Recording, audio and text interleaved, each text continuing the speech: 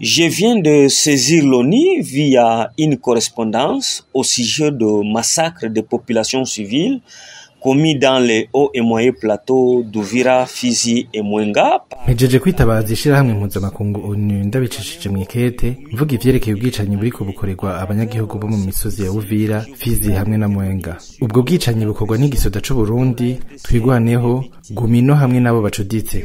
Biciye muri rino kete nagomvye kumenyesha ONU agatotezo Republika Iharanira Demokarasi ya Kongo iriko irakorerwa hamwe n'ihohoterwa ry'agateka kazina muntu ririko rirakorwa n'ingabo z'u Burundi ku butaka bwa Kongo.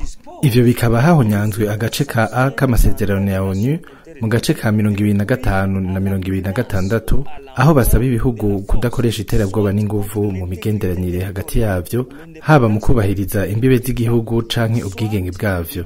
Iyo bitagenze gutyo naho ONU ikaba ariyo icifata ibintu mu ntoke nk'uko bitegekanijwe n'ingingo ya 39 y'amategeko agenga iryo shirahamwe.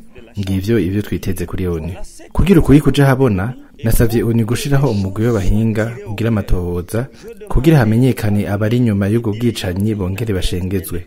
Dusaba kandi ONU gushira mu ngiro ingingo ya 41 n'iya 42 y'amategeko ayigenga mu gufatira ibihano abategetsi bose bo mu Burundi bari inyuma y'ubwo bwicanyi.